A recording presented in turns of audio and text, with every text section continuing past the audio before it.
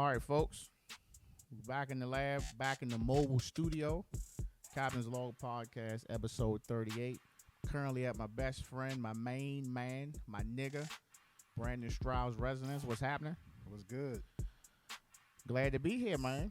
I appreciate you coming down. Glad to be here in Georgia. You ain't got to look at that. Don't worry about that. They watching us. We ain't got to watch them. Appreciate you coming down messing with us. Man, I just had to get out the house, bro. Like, I couldn't spend New Year's in the crib, bro. So I was like, man, can we get Janae on board, bro? I'm trying to come down here and holler at you. I know this 2020 got a little weird. Yeah. You been good. Look like you doing good, man. New spot. How you liking it? I'm good, man. I'm liking it. I'm good, man. Made a couple adjustments in the joint. Yeah, can't complain. Kind of did a little work in there, just to kind of put your own little. Is this Janae's decor?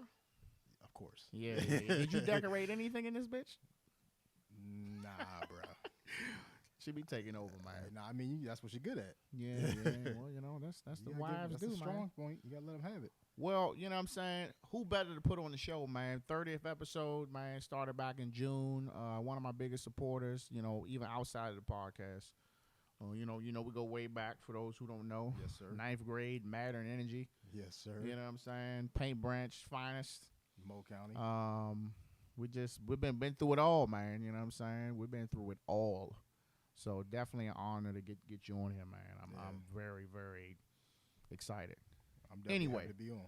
So, like I said, this is mobile podcast episode. This is the first one where I had to pack my shit up and go to somebody else's house. So we in your, what is this, formal dining room? Yeah, we're in my So we in the formal dining room. We set it up here. We bought the lights, bought my microphones. Red zone football in the background. Set up. Tie game. We're going to get it cracking. So, how's work, man? It's good, man. Did it ever change up for you? Yeah, we went through a stretch where, just like everybody, everything was locked down, everything was shut down. Yeah. You in the house pretty much every day for a little bit. And then it kind of picked back up slowly. How was that? Mentally? Because you used to run it like me. Yeah, I'm wide open. For a minute, like, it was good because I got especially now with the kid, like, it worked out at the right time because I just had my daughter, so I was able to be home a little more for that. Shout out to Basil. Help my wife with my daughter, and I got Jameson, the wide open 3-year-old. Absolutely, man. Feel good to have a boy and a girl, don't it? Hey, just get it on out the way, man. You know what I'm saying? Don't get much better than that. You know what I mean? Just two good shots, man, and Yes, you're good to go. And you're just, I'm done, man. Yeah, we good. Yeah, we got a boy, we got a girl, we Listen, good. whether I had 2 boys or 2 girls, I wasn't having no more than 2 kids, bro. Hey, we was in the same boat. But to shut it down, like, look, in them upper 30s, you know what I'm saying? Yeah. You know what I mean? Nigga head going thin, going gray. Hey, tell me Wake about up and everything and fell out. Yeah. Nah, 2 was the number for us. Yeah. So, got to spend some time at home. I was at home a lot too, man. And you know what I'm saying? I too am a runner. We're probably the most running nigga you know. Right. And it was a huge adjustment for me. You know what I mean? Shit was sweet in the beginning. Yeah. You know what I'm saying? But then it was just like when you kind of run out of shit to do, that's kind of when like the stress sink in. And this is when, your wife, of course, as your wife, she want to try to, she can sense it. Yeah. And she want to try to do stuff to kind of pep you up. But, sometimes we don't want to be pepped up. We just want to be left the fuck alone. You know what I'm saying? Because don't nobody know you better than your wife. So it's exactly. Tough. You know what I mean? I always try to, man, somehow, some way when I get on here, like if it's some way to give my wife some kudos, give her the glory, I always do. So, boo-boo, you the best. So we back in high school, man. Well, let's just go back before that. Before you met me, man, Pops was, he was painting drag race cars, right? Yeah, he was painting race cars. Yeah. So tell me how you got into that. Well, of course, that's where he got in, but it's like, at what point you say, you're like, damn, man, this Pop doing some cool shit?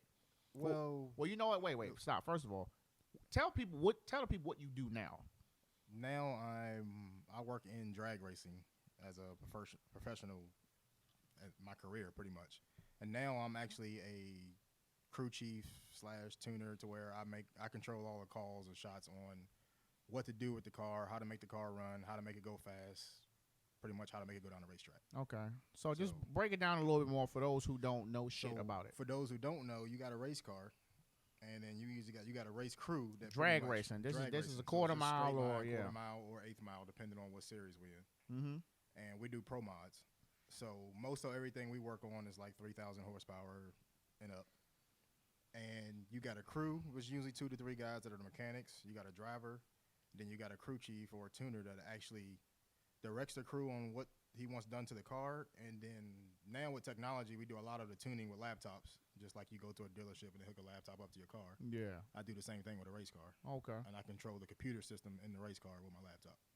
But I also control what suspension changes I want to make, what tire pressure changes I want to make. Like, and all that shit happens automatically from the computer, or you just have to do all that manually. And the computer is what I control like the fuel in the engine, the timing in the engine, like how it's working, how much power it's actually using at different parts of the racetrack.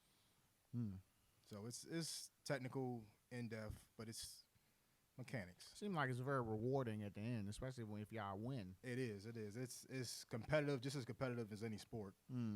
But I mean, it's just you got everything just like a sport. You got pressure, you got the competitive edge, you got, I mean, different conditions. Like everything plays a part in it. And I definitely think that it's like when you hear drag racing, you know what I'm saying, for black people, they just more so I think they mostly think about maybe the smaller cars, or the motorcycles, or grudge. Or the grudge or scene where they just running straight for cash. Like we strong in that. What they call it, the donks and shit. Yeah, they race. That too. In the South, that's bigger in the South. Like back home where we from, it ain't really. You don't see many donks. Ain't really like that. Yeah. But when you talk about like pro mods and funny cars and top fuels and shit, it's like there's not many of them. You can probably count us on one hand. You might get a finger or two on the second hand. That's about it. So, cause I remember when we was young. You know what I'm saying. I actually remember this trip. This is when I think pops took us to we went all the way to like Massachusetts somewhere. Yeah. And I think it was for a race, bruh. Yeah. First of all, I was like, oh shit, this is cool. You know, at that point I was doing anything to not be in the house and to hang around because pops and LT took me in immediately. Oh, for sure, he was fam. You know what I mean? So I'm going up there. First of all, I was like, bruh, where the fuck are we going? This is a long ass drive. You know what I'm saying? Then we get there. Yeah. And then they was working on the car for a day or two. Yeah, it was nonstop. And literally rolled that shit down the track like once or twice, and then like that joint was done. So I'm like, yeah, that shit was cool, but I'm like, that's it.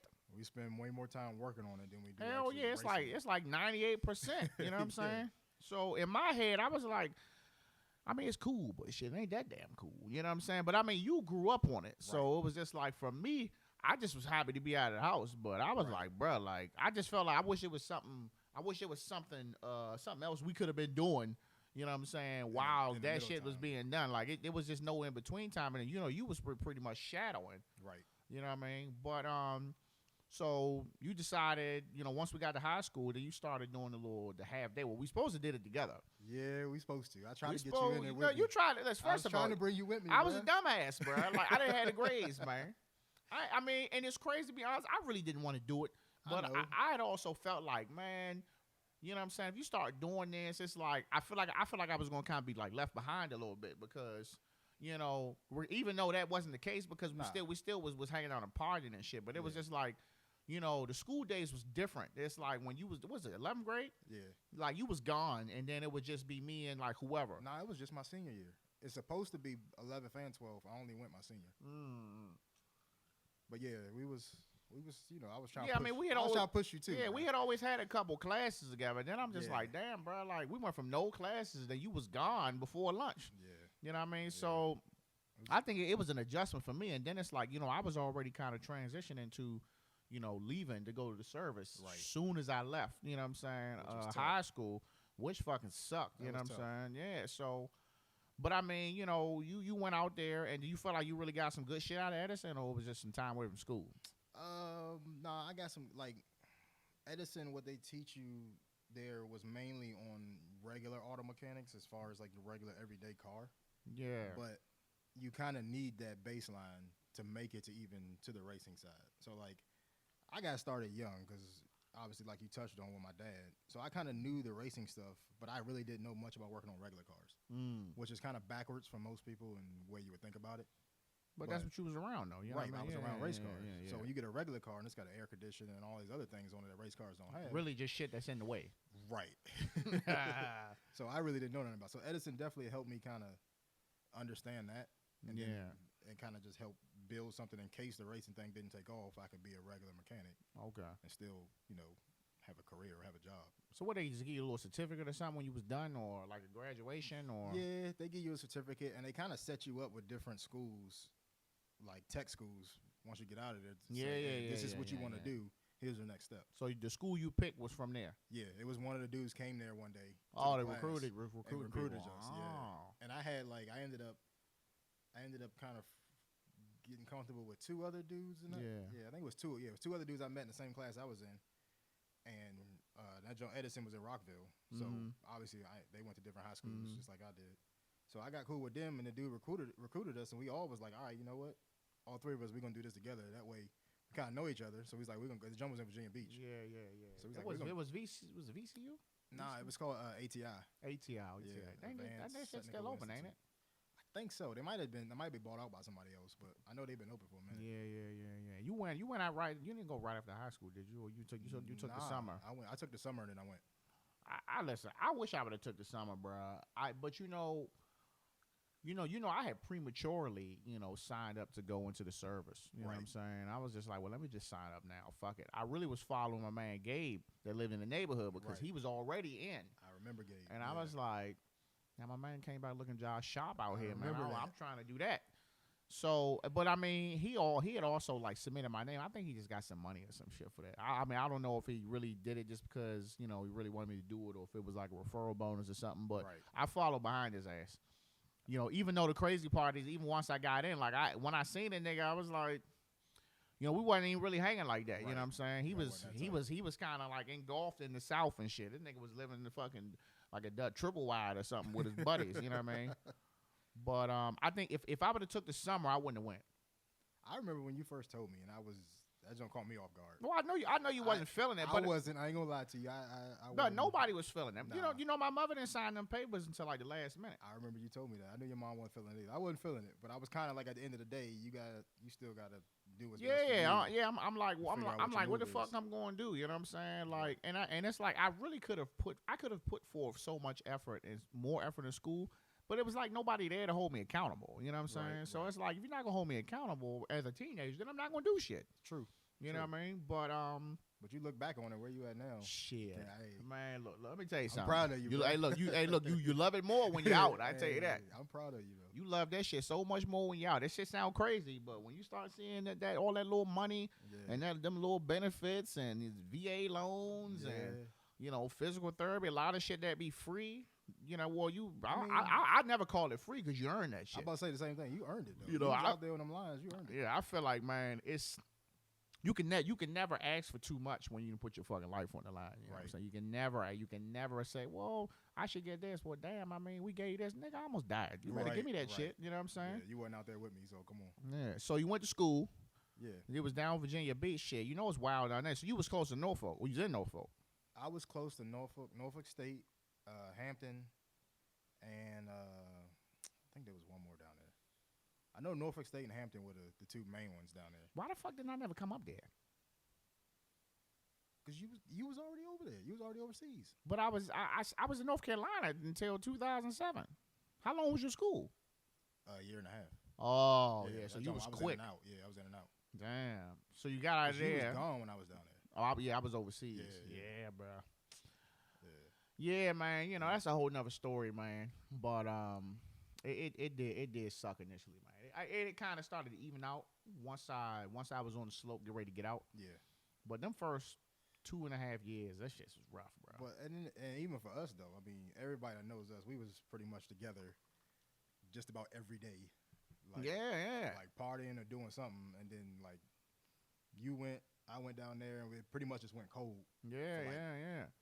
It was a minute. It was shit. It was, I think, about at least a year. Yeah, it was at least a year and a half. But I mean, then it's like, and it's like the whole time I was just like trying to find somebody. I was like, well, who can kind of fill this void? You know what I'm saying? Like, who can fill this empty space that I had? Right. And I had ran across some cool niggas, you know what I'm saying, down the line. But it was just like, you cool, but you ain't Brandon. You know what I'm saying? Like, you loving dude, but you're not Brandon though. You know what I mean? So I just kind of made it do what it do. But I mean, I would like to think, you know what I'm saying, that we definitely done a good job of keeping in touch. You know what I'm saying? Even though we in different states, man, just kind of checking on each other, making sure we doing what the fuck we supposed to do. You know what I'm saying? I just remember them days having money troubles, and I was like, God, I'm out there. Brandon gotta get a couple dollars. You know what I'm saying? It was like I didn't have trouble asking, but I could just hear it in the voice, like, bro, what the fuck is you doing? You know what I'm saying? But I mean, but you already know. But it's if I had it, we had it. Like if We was going. Yeah. That was always that. Yeah, if I had it, we had it. We was good. We hit numerous parties to where we was in there. We was definitely partying, bro. It didn't matter. We was definitely the party. I can't think of one party we missed. You know what I'm saying? And if it was maybe because it was just in a suspect location. Yeah, we was. And there was partying pretty. That was like we were in. I feel like we was in a good time frame where like. I feel like our year from what is that? 2000 to 2003, 4. Yeah. I feel like that was just the best years in the human race of partying, bro. I mean, Rockville Sportsplex. Look, you know, I tell the wife. I used to tell her the backyard, and then we used to come up to Sportsplex. You know, she still don't believe me. Man, we went deep backyard, UCB, TCB, Raw Image, all in this Sportsplex. This was in their heyday for $20. Yeah. This was prime time. This is when everybody was healthy. This when everybody was still hitting. It wasn't no band versus band. Like, everybody was good. And, like, the joint was actually big enough to where you didn't have to be tucked up under somebody. Like, if you wanted to be up front in the circle, you could. If you wanted to get your own space towards the back, you could. Like, I never understood that. The Sportsplex was huge, dog. Like, the CFE was big like that. Well, not as big. But then niggas still... Not as big, but it was big. But niggas still be, like, on top of each other. I'm like, bro, there's so much space in this joint. Why do y'all have to be all bunching up? You know what I'm saying? But everybody want to be up front. Everybody want to be throwing their hoods up and shit. Right. You know what I mean? I think that's when I started realizing that there was a few hoods in Montgomery County. Yeah, because them Lincoln Park niggas stay fucking fighting. They came strong. But you know that man, so many good times, bro. So many good times. Yeah. So many. I was talking to Carlos the other day, man. He was and Marcus. They was talking about the Fab Five, the basketball shit. I was like, oh, I forgot about that. Back, who was that? It was me, you, Carlos, Corelli, and Marcus. Yeah. Undefeated out here. Holler at me. We probably we about that, bro. Yeah, we probably still get niggas off the court. I forgot all about that. God. So once you graduated from the school, where you go from there? So I graduated from the school, Virginia Beach. I moved back home to Maryland, and I moved back home to Maryland, and I got a job at Sears Auto Center as just my regular 9 to 5 as a mechanic. And then I kind of got into the racing stuff part time. Move up some. Because my dad, pull it towards you. Because my dad was pretty much still involved. So to back it up, like my dad was painting cars. And because I grew up around motorcycles, which is, now that you're into motorcycles, it kind of came full circle. Nice. Yeah. So I grew up around motorcycles. My dad was racing motorcycles. So then as that was going, he was also painting cars. And I would always go to the racetrack with him with his motorcycle because I was the kid that anything that had wheels on it, I was about. What bike was he racing? He was all Jixas. He had 700. He had 750s, 1100s. He had the big motor, the 1300. Busa? Nah, this is before Busa. This is like 90s. Oh shit! Yeah, this is old school. So once he started painting cars, and then somebody asked him that, hey, I need some help. You know motorcycles, come help me with the car. And my dad was just always brought me along because he knew I liked it. So from there, like that first time he went to go help somebody, I went. I was like 10, and I was hooked. So every time he went, I went. And then it just got to the point where I was that 10-year-old kid that was just wanted to do and learn anything I could or anything put me around. Man, I mean, when you get put in that, because that's not normal, you know what I'm saying, to get put in that type of environment. Now, I say normal, I'm talking about it's not normal for African Americans. Nah, because to be around a racetrack, you know what I'm saying, and pops or moms, you know what I'm saying, is in this industry doing this, you know what I'm saying. Maybe it's just a hobby, but it's like even now, it's like Aiden is like when I first took him, Aiden wanted to go to the track and he just wanted to find other kids. Right. You know what I'm saying? Right. And I remember that, I think it was the second time I took him. I took him this summer. We did track day. It was 4th of July. And, you know, it was the end of the day, and I was on the track. And it's like when I'm on the track, I don't know where he's at because we're all in the same group. So I'm kind of trusting him to be where the fuck he needs to be, which is in the tower. You know what I'm saying? When I come off, I look up the tower, I don't see him. Go back to the paddock in my pit area, I don't see him. So I'm like, bro, where the fuck is this boy at? I'm walking around the paddock. Aiden is all the way at the entrance when you first come in with some random family, and they like giving them fireworks. So I come over there, joint, and I'm like, Aiden, what the fuck you doing? You know what I'm saying? They're like, oh, I'm like, nah. So I grab Aiden ass. I'm like, dog, don't ever fucking scare me like that. You know what I'm saying? I'm like, bro, like, I'm on the track for 20 minutes. A lot can happen in 20. You could be halfway up the fucking road by then. You know what I'm saying? So for a period of time, I didn't want to take Aiden because, I felt like when I go to the track, like that's my little mini vacation. Right. And it's like I only want to concentrate on the bike. I guess you could say I've been a little selfish. But it's hard when you go up there and it's like, you know what I'm saying? I'm out here, it's 100 fucking degrees. I'm sweating. I'm trying to get the warmers back on the bike. I'm trying to sit down and get something to drink. And then I got to go look around for my son because he's on his bicycle. I mean, some of it is a competitiveness too. It's not all. It's definitely competitive. Like, it's that's definitely why you there. Yeah, so and then it's like I saw I had a food set up for him. I'm like, Eddie, all your food is right here. I come back, it's 2-3 o'clock. He ate. I'm like, bro, eat. Or I have to tell him to sit down because he overheating. He's sweating like shit because he don't want to stop playing. Right. But this was also a result of we live in a neighborhood. There was no kids. You know what I'm saying? So he like, shit, it's kids here. I need to get in where I can fit in.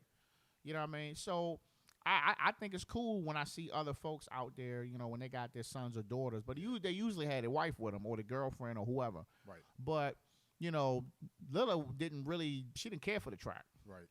You know what I mean? So she didn't come to the track until I started racing, where I was like, okay, it's my first race weekend, so I would love for you to be here. And I really was pushing it because everybody else's wife was there.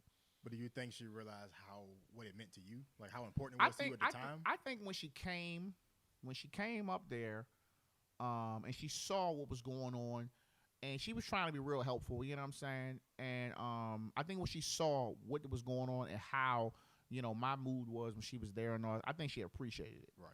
You know what I mean? To the fact where it's like, okay, at this point, I'm only asking you to come to maybe one or maybe 2 race weekends a year.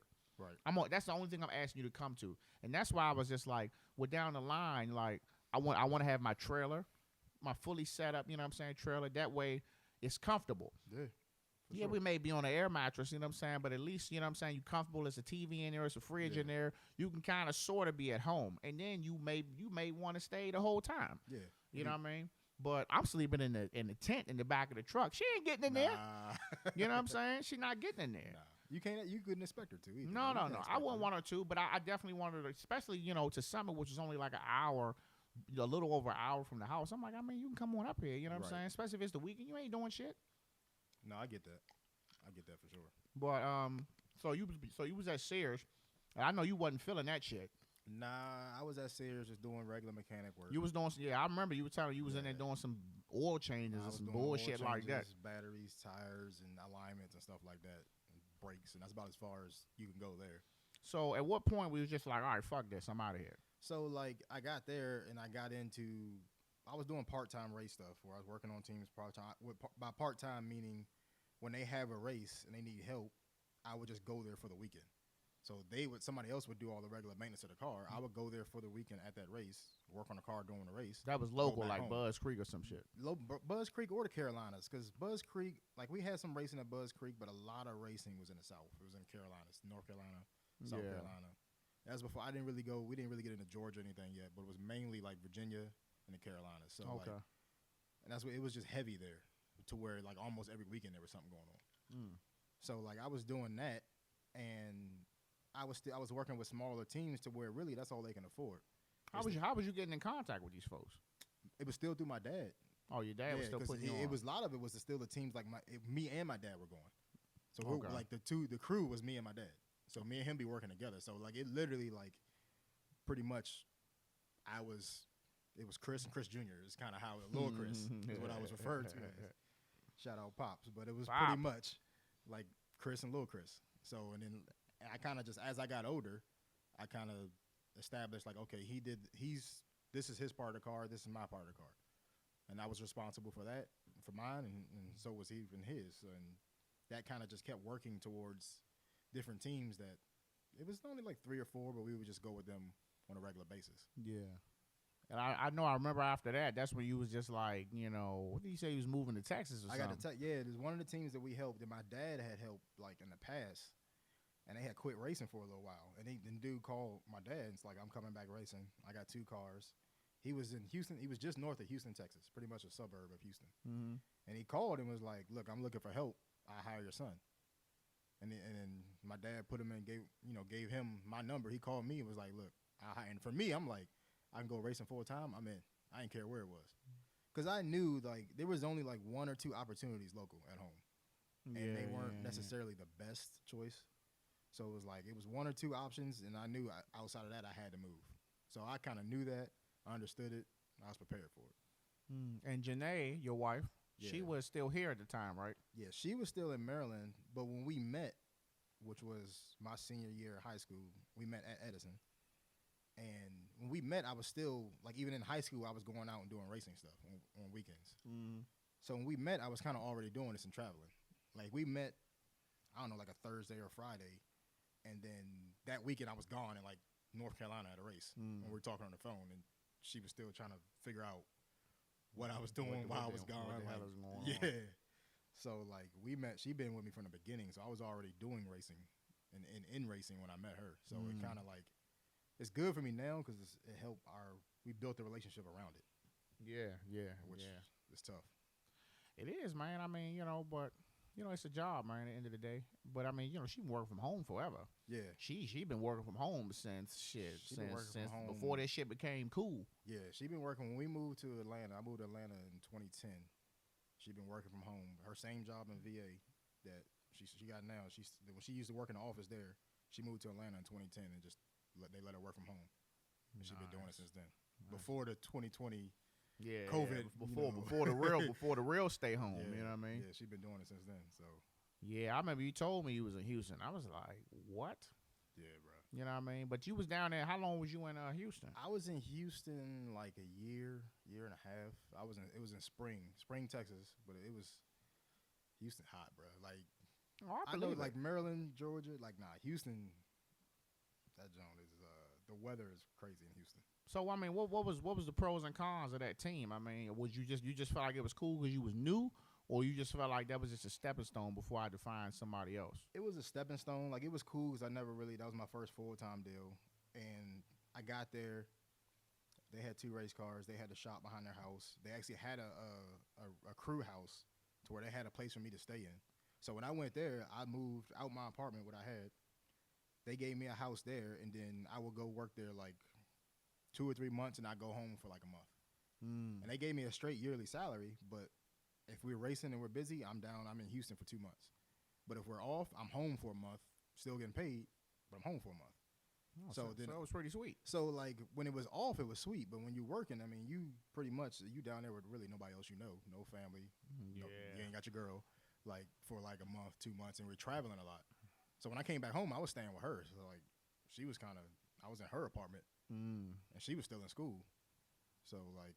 So you fucking around, be in the spot. She gone half the day. Yeah. Like, bring me some chips home when you get home. Right. Shit. Right.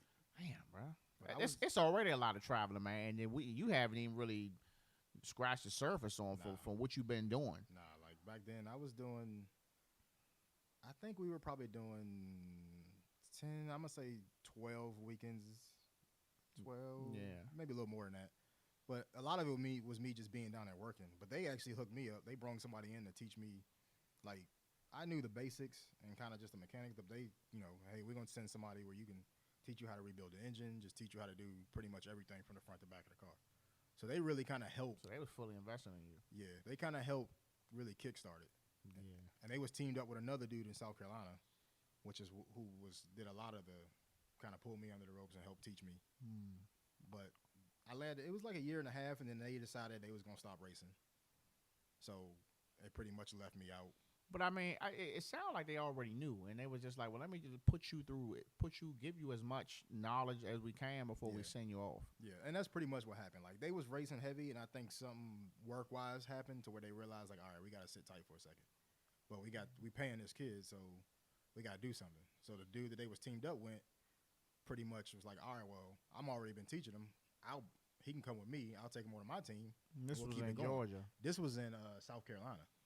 So this is when I left Houston and went to South Carolina. And and I was in South Carolina. Shit sound like basketball. Like, we're gonna have to cut you, man. And then next thing you know, free agent Brandon Stroud picked up by South Carolina. Oh, it was I was moving around, but that's what it took to kind of stay involved, to keep moving, working your way up. As soon as you sit back and kind of like, oh, I'm gonna take a break, You know, it's crazy. I remember when you pretty much told me we was like, I'm not coming back home, bro.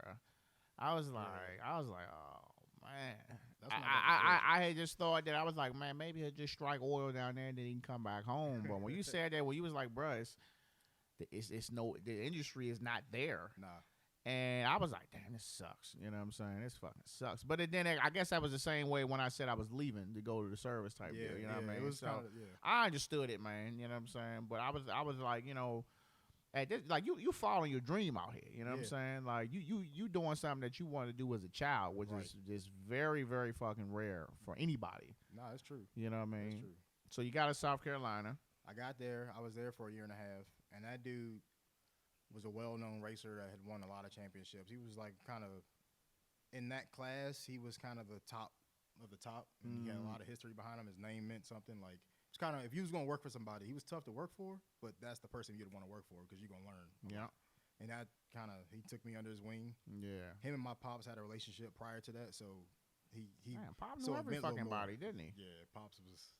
Because he was painting cars, so everybody they was the sweet spot you went to if you wanted your race car painted. So, you know, he knew everybody, and he was the main painter.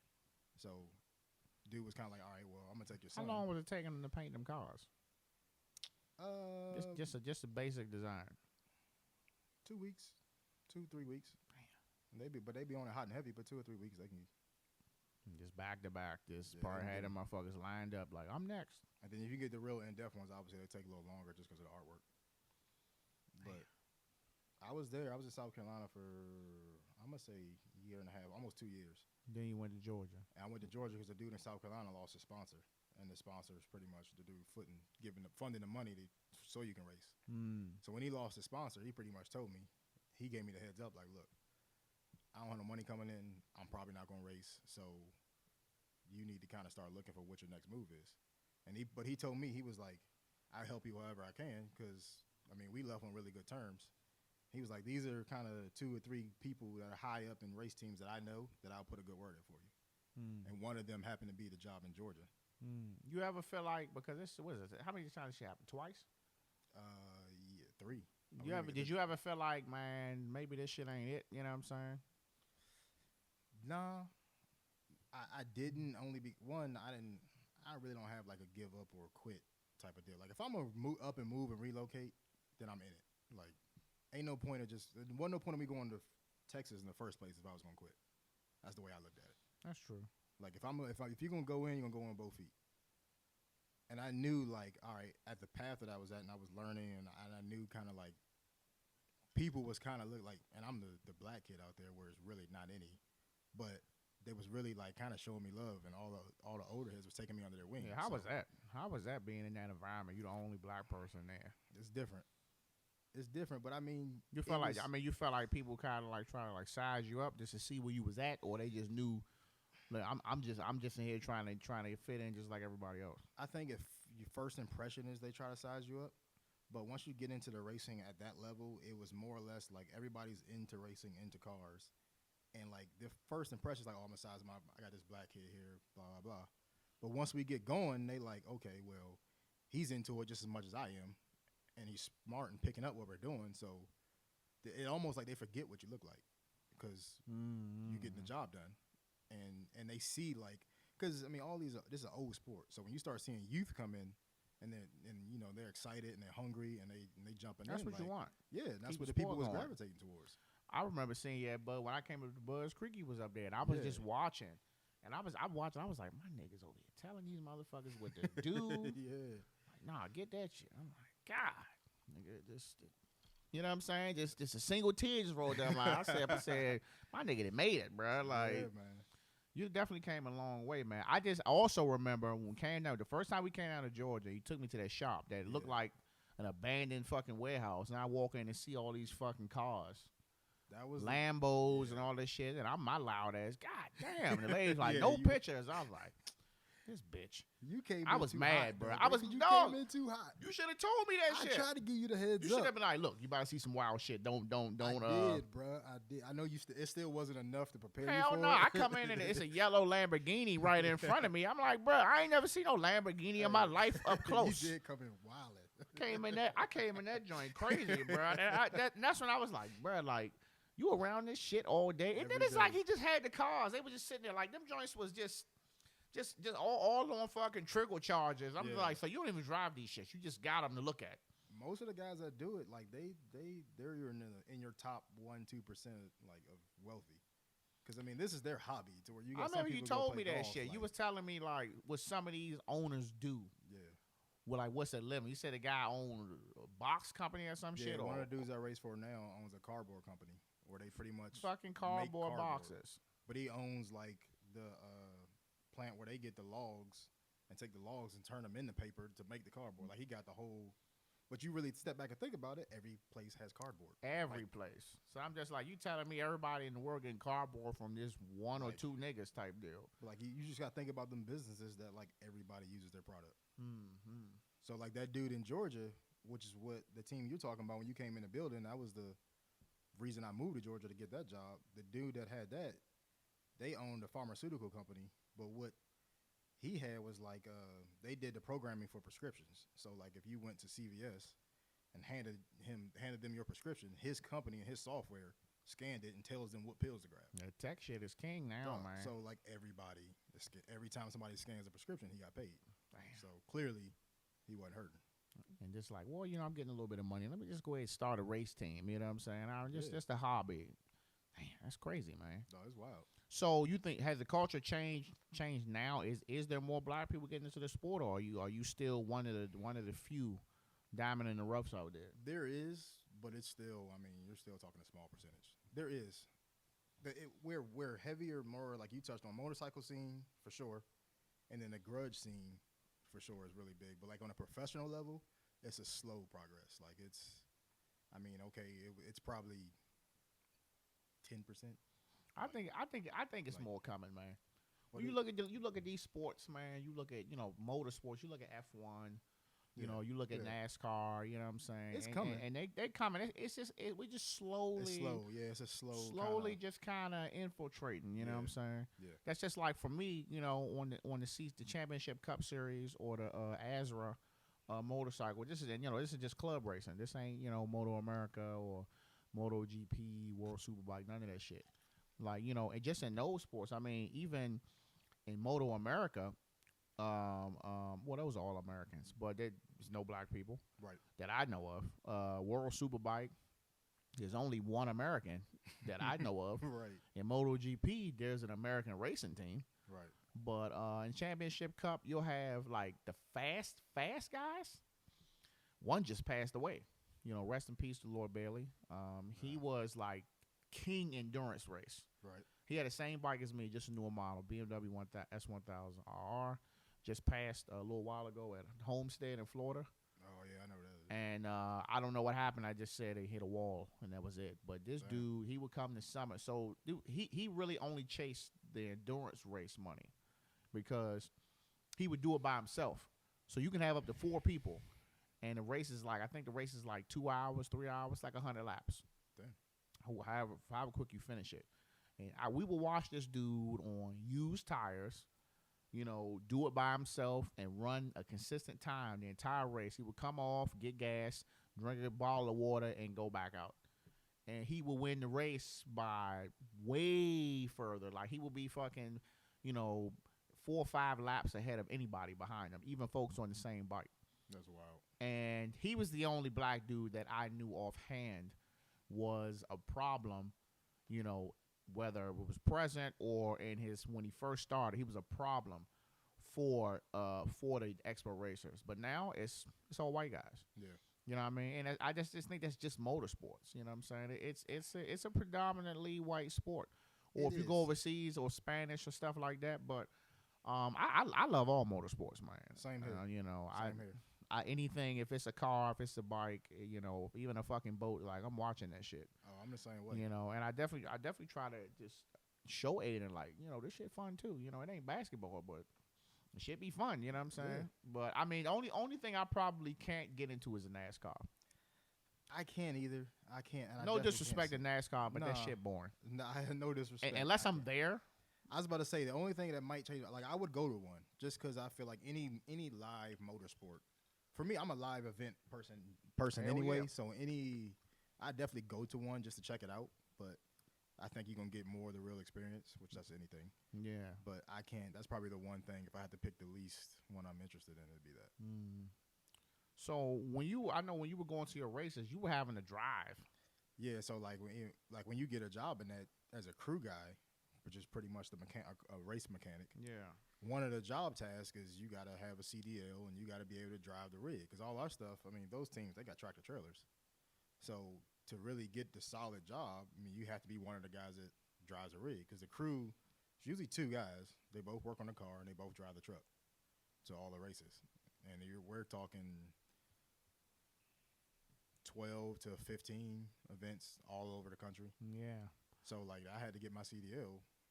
Well, you didn't have no issue getting that. You was good on that. Yeah, no, I was good. I had no issue getting that. Yeah. Because I know you used to call me, and once I realized, I was like, oh, this nigga's driving. Yeah. So when he called, I was like, well, I got to make the time because I know he probably fucking tired. I know you can only drive a certain amount of hours a day. So all I'm telling you was by yourself. You had somebody with you. Most of the time, I had somebody with me. Okay. But there were a decent amount of them I was by myself. Like, how was the furthest you drove by yourself? Vegas. From Atlanta to Vegas. Ooh. And that's what, like? That's like 30 hours. It was like 2,000 miles. But you would break it up. Like, I do it in like 2.5 days. So I do like a full day.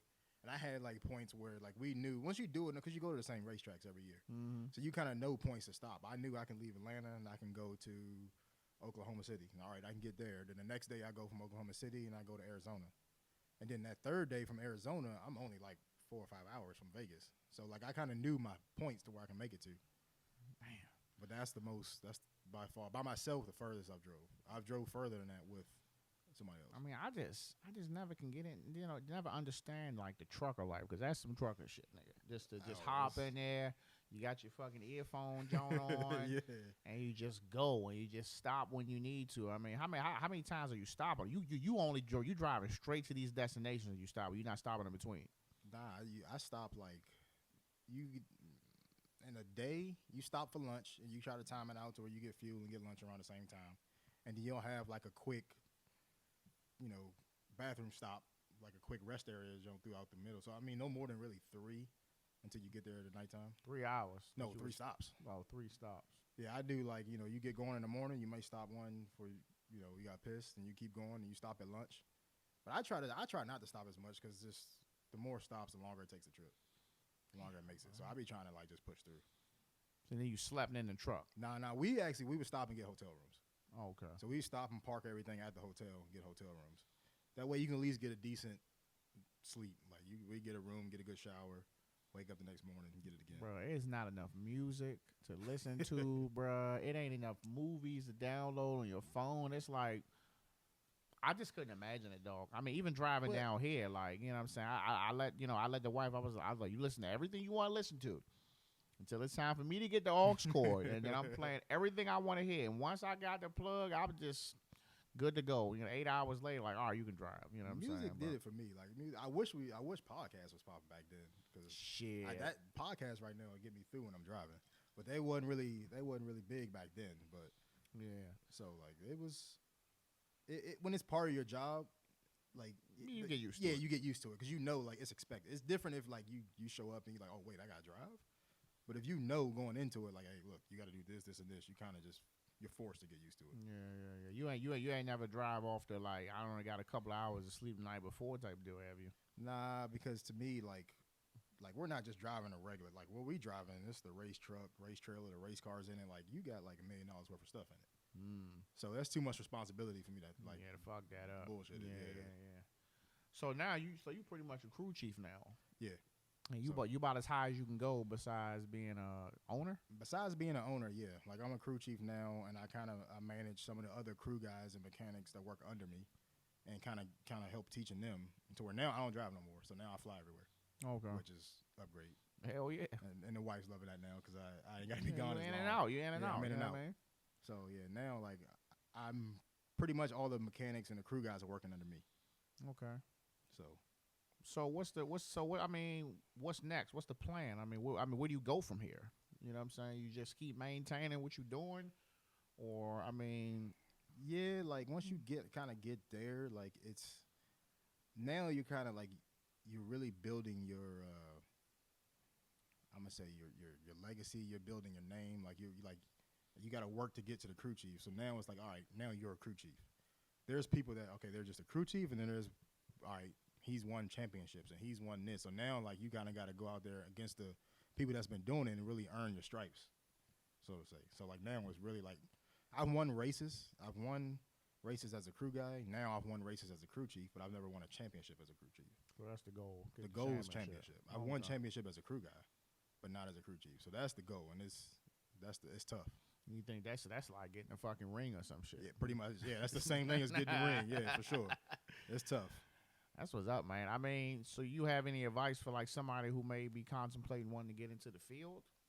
Yeah, man. If you think about it, like come out to the race. Like it's intimidating when you go there and you see it all, but like majority of the teams there want youth. They want because they know that's how you're gonna keep the sport alive. You got to bring the youth in. So like, if you're interested in it, you want to come out there. Like you come out there and just start chatting with the people, like chop it up with them. Like majority of them will talk to you, and you can end up like getting, hey, I'll bring you on next weekend. You could just try it out. You know, we can see. Tell me what you think. Like, I remember the owner guy. He was talking to me. Yeah, and he was pretty much asking how the comparison was right to like the setup, and I was like, well, first of all, y'all got a lot more shit.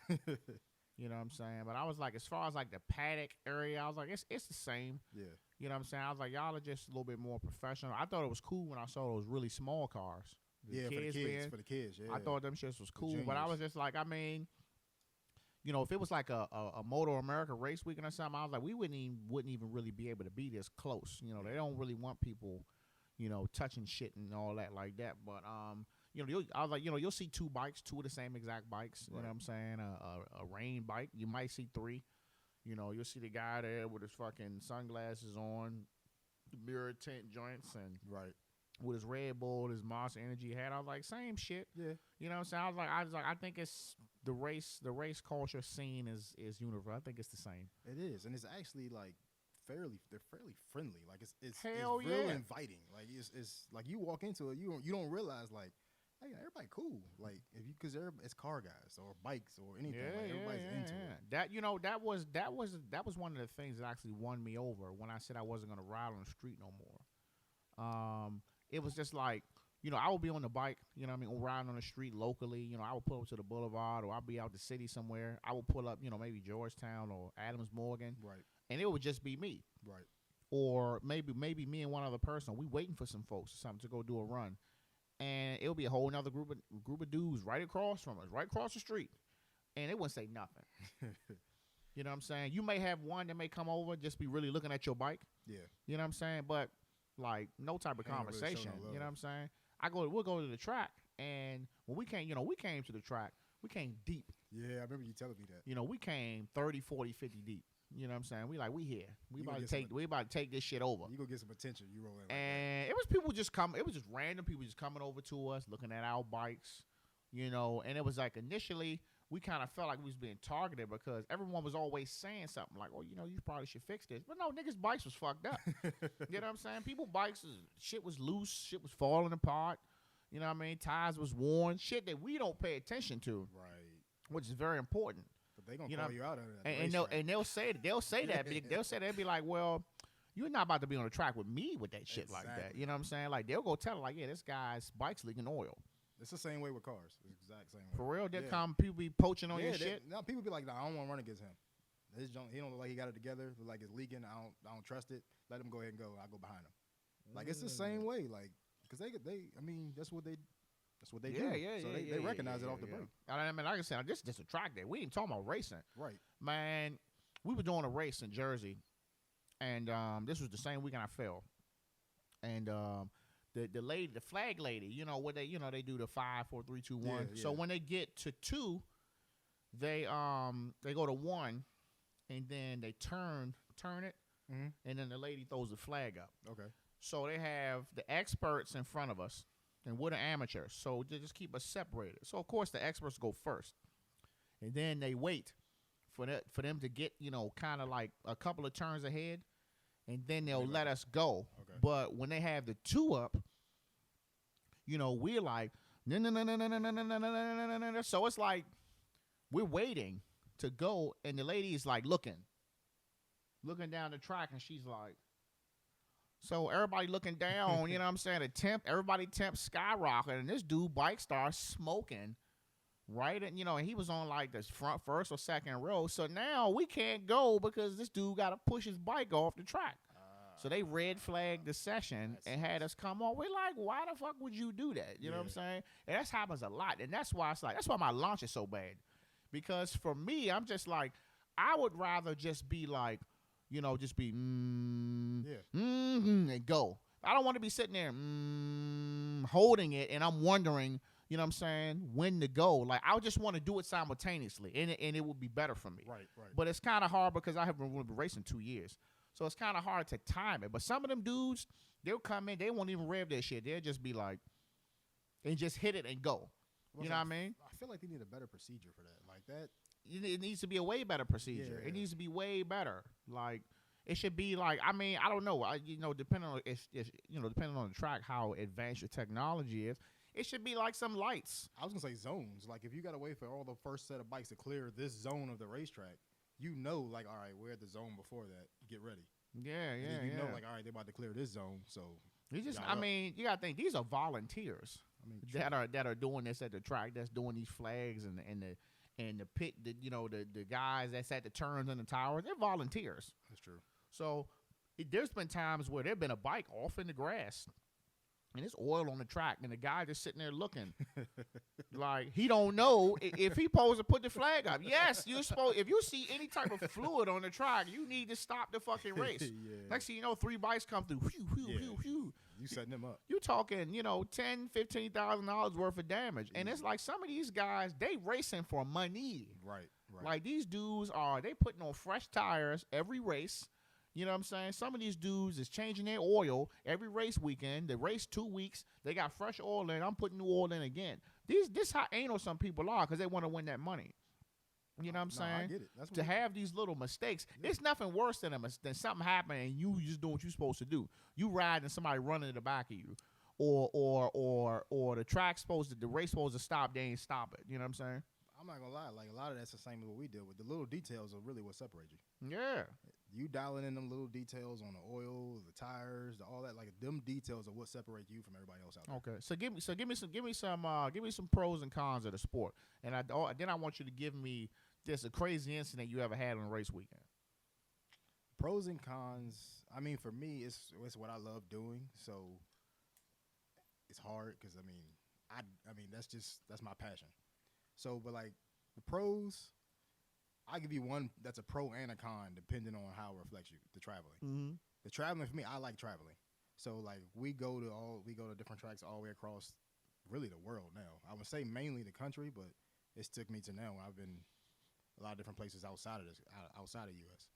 But the cons can also be the traveling because when you got a family, you got a wife, like not every situation or relationship is built to handle that. Yeah. Because I'm gone a lot, but I'm gone a lot during the summer and spring. Like when you would want to be home doing things. Exactly. Is when I'm gone.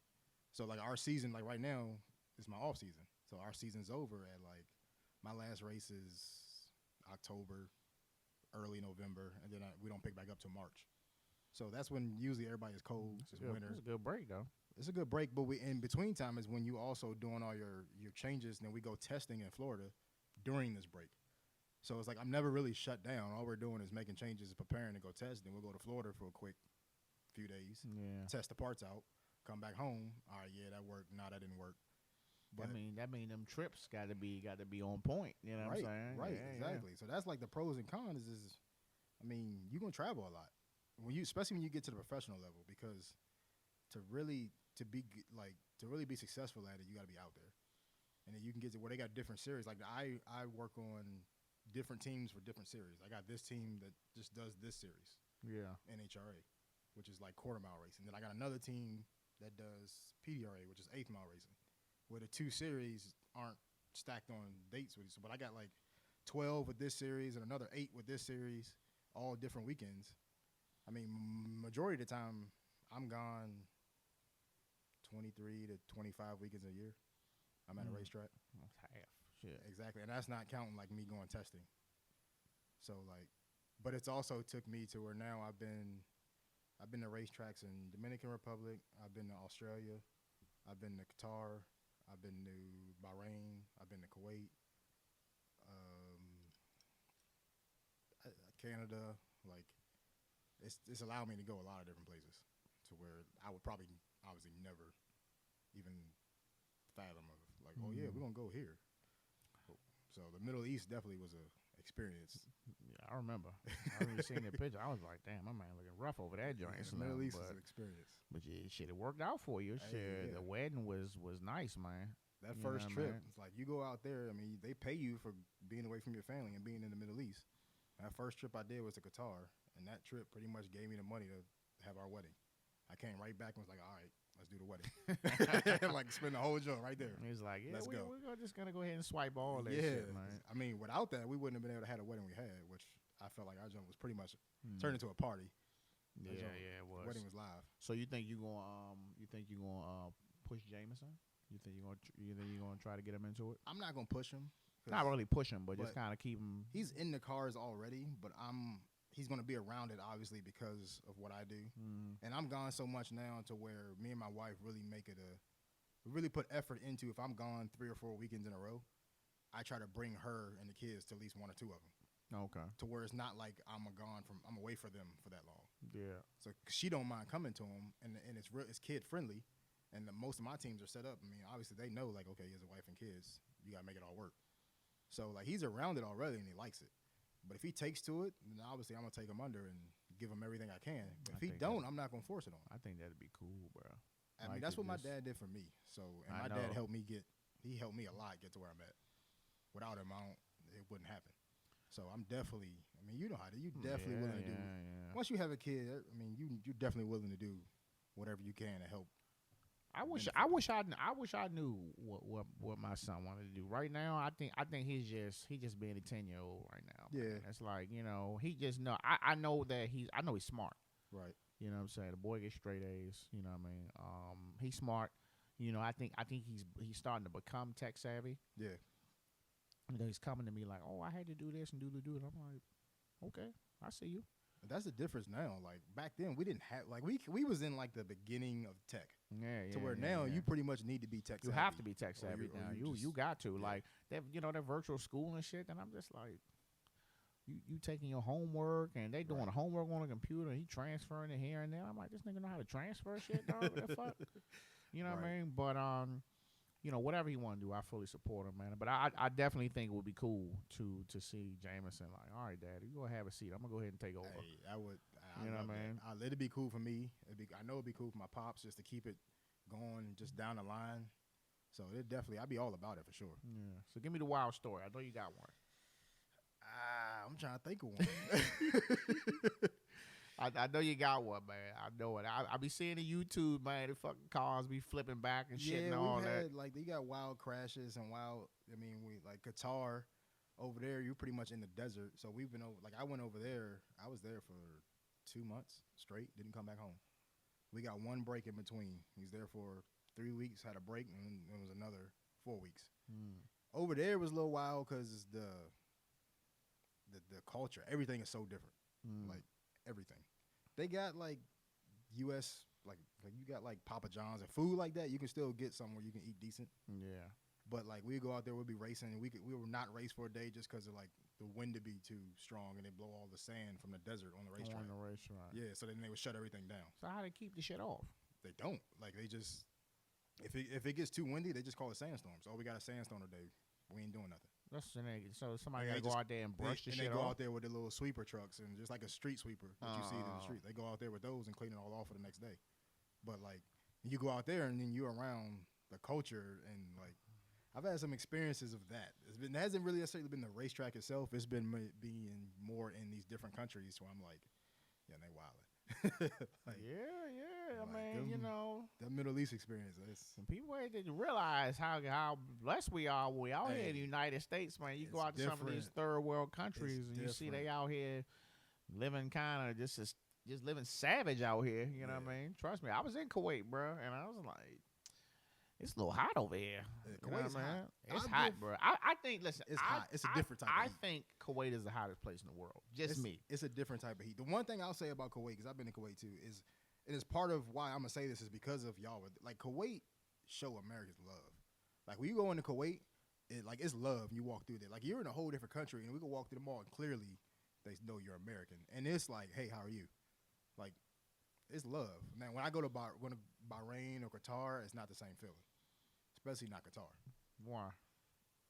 Because they just don't feel that way. Kuwait feels that way for towards Americans just because of saving them from Iraq. Oh, yeah. So that's where they kind of look at. I get that vibe when I go over there. It's like, oh, yeah, you're part of the fam. Yeah, but Qatar and Bahrain, Bahrain is like the party. They party in Bahrain. Go to party. Yeah, that's because Kuwait, alcohol is illegal. So there is no bars. If you go to a bar, it's all non-alcoholic drinks. Pointless. But Bahrain sound like Oklahoma, no tattoos. But Bahrain is pretty much like you here, and then like Qatar is the same way. But Qatar, you got to go into the city, like the downtown city, to where there is it's wealthy and then it's dead broke. There is no middle. So when you see those extremes, it's wild. Damn, bro. But it's hot, like you said. We go race over there in their winter. Because their summers are way too hot. So I know, bro. I listen. When we got off the plane in Kuwait, it was June. Ooh. Bro, listen. I'm sitting in the back of the plane. Nah, bro. I'm sitting in the back of the plane. That lady, she's like, get ready to open the doors. Be ready. So we like, what the fuck? She opened that door, bro. I thought it was like a giant fucking what's the little joint ladies use for the hair? Blow dryer. It's like a giant blow dryer in my face. And we like, bro, like turn it, close the door, close the fucking door. Dog, my eyes was like, I couldn't see, dog. Like, I had the sunglasses on. So walking like this, we literally walked like 50 feet to the buses. Bro. We waited for the bus. We like opened the fucking door, bro. We got on that joint. We all passed out. And that's the thing, like, and when you go to those countries like Kuwait, they're like, when you get off the plane, it's not like here where you walk into the airport. No, you're out. We was outside. I'm like, why are we not inside, bro? Like, why would you send us out in the heat? Yes. You get off the plane and walk onto like the tarmac, like you're outside and you got to get on a bus. Like the dudes that we work for in Kuwait, they send us pictures and they be like 127, 130 degrees. Yeah. It's real. It was and then we was there. We had did a field out. We had it was really just testing the drivers to see if they could find their way around. Just in the desert. So I was like, well, why we gotta go? Yeah. Bro, we got lost. We got lost to the fact that we had to call like for help to get, to get a helo to come and like identify us and direct us back. Dog, we had people like on top of them, mounted on the gun, like hanging off the joint. Like we had a lot of people who was like severely dehydrated because we was out the joint for like a day longer than we were supposed to. We ran out of water, all that shit. So, like, y'all go out there during the summer, but, like, I didn't realize this, like, out there, when we go down there through the winter, everybody that lives there goes out to the desert. They call it a campground, where they go out to the desert and they all set up these campgrounds. But to us, a campground is a tent. Yeah. Their tents are, like... They were big. Their tents have, like, bedrooms, bathrooms. That's what we stayed at. Yeah, they have those set out there, but it's like, it ain't nothing but, like, a big-ass party.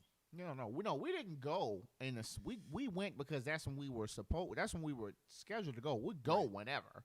You know what I'm saying? It wasn't like, we don't only go in the summer. Right. We just went, we were just our deployment and this is just where we ended up.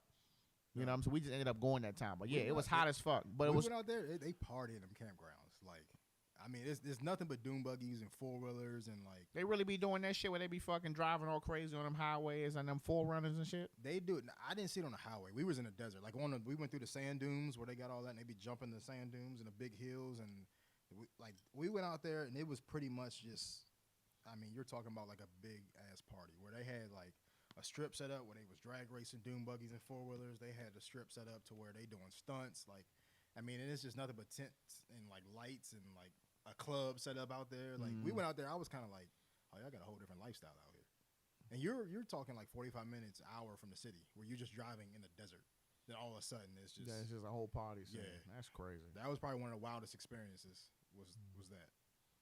Well, I think the good part about your profession is, man, it's like it's not really any wear and tear on your body or nothing like that. So it's like you can do this shit as long as you want. You know what I mean? Yeah, especially now. Like now, as the when you get to the crew chief, like I mainly You don't really get your hands dirty if you don't if else you need to, right?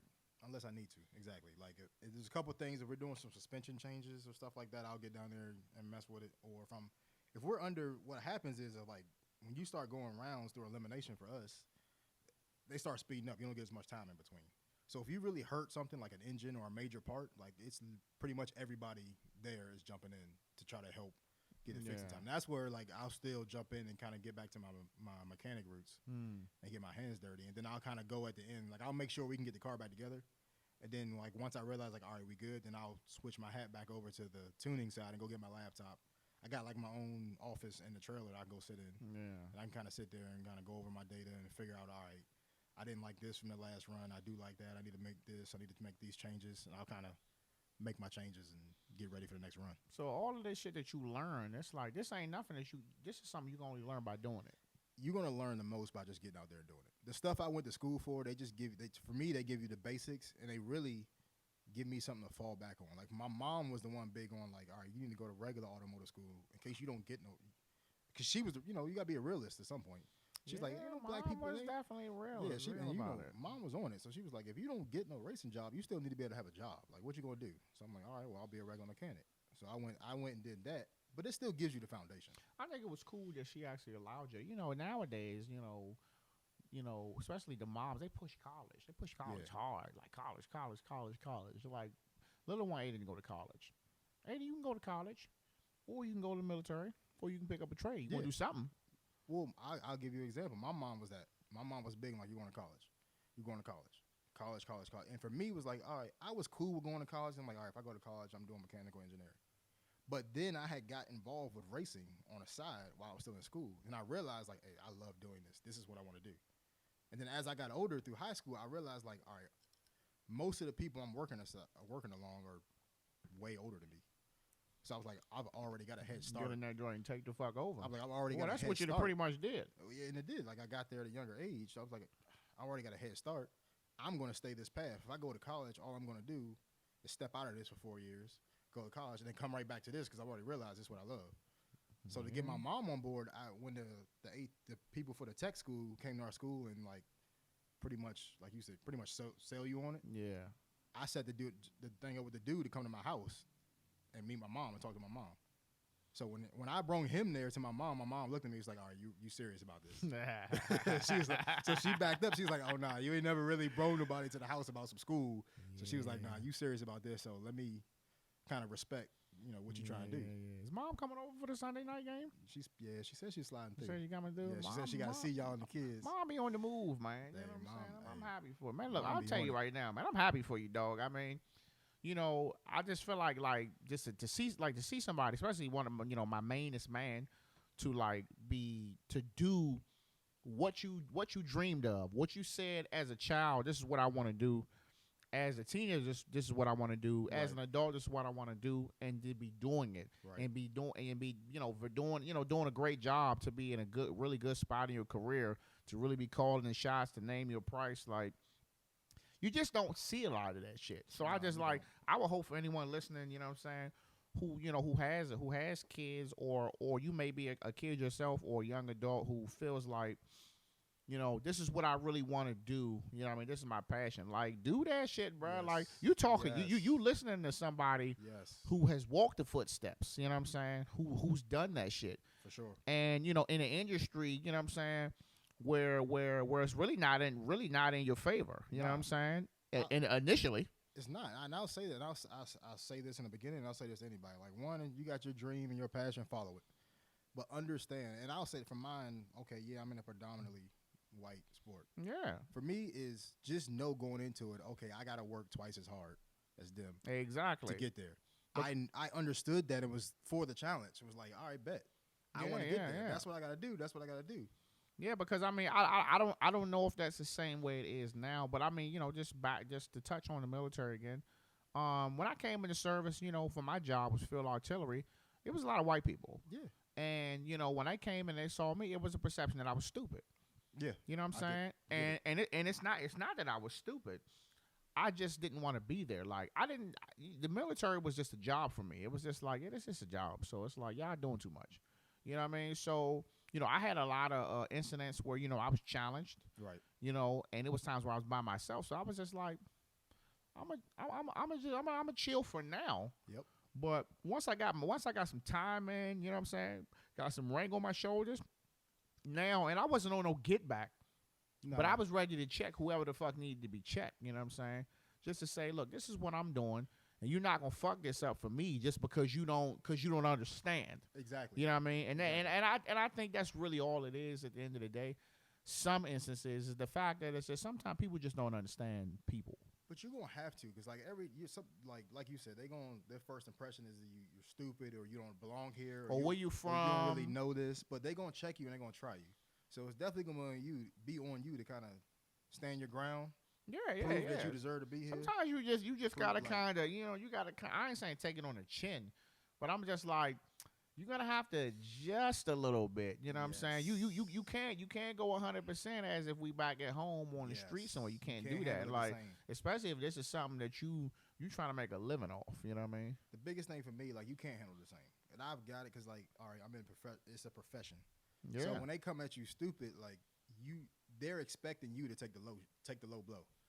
So like it's really like for me, I was like, all right, I'm gonna stay professional with it, because at the end of the day, even if he hit me wrong, they're expecting me to flip out because we're the one black guy in the whole thing. So he gonna be the one that's gonna act up. Well, nah, I'm gonna stay professional with it because at the end of the day, that's not what you're expecting me to do. I'm here as this is my job. So the only way for me to keep progressing along and keep like building what I'm trying to do, like you gotta hold your, like you gotta figure out a way to hold. It's hard. It's hard. It's tough. I'm not gonna lie. It's tough. Like you gotta stand your ground on a case by case basis. You might have to get that jab in, but it's like a sophisticated jab. Like it's one of those like. Trust me. I've had I've had like black jokes. You know what I'm saying? Yeah. And then it's like, okay, I'll come back with a white joke or something. And then it's like, okay, yeah, you cool. See, or I'm gonna say this: the joke thing for me was, you already know Paint Branch. First thing in the morning, what we do in the hallway? Joking and frying. So like, when that started, they would say something, I'd be too quick back to where it's like, all right, that's over. Yeah. Like, well, this ain't gonna work. You know what I'm saying? You ain't gonna win on this one. We got experience. Like, do you know we was born to fry people? We was like, come on. That outfit wasn't right. You was getting it. Yeah. But man, look, fuck all. I love everybody, man. Hey, listen. I wish that we would just love each other more, man. For sure, man. But it's a slow road, man. But we're gonna wrap it up, dog, because. You gotta get this dinner cooked. Yes, sir. Sunday night football coming on. I want to tell everybody Happy New Year 2021. You know what I mean? Whatever goals you set, do that shit. You know what I'm saying? If you got a fucking dream, you got a goal set, do that shit. You know what I'm saying? Whatever it is, you want to lose weight, you want to eat healthy, you want to go out for that job, you want to build some shit, you want to get that degree, fucking do it, man. Like, just do it. But we're going to wrap it up, man. Episode 30, Brandon Stroud, you know what I'm saying? Mobile podcast down here in Georgia, pulled up. You know what I mean? We're going to pour us another drink. Yeah. We're going to chill out, man. Love you, brother. Love you, bro. All right? Keep doing your thing. Copping out.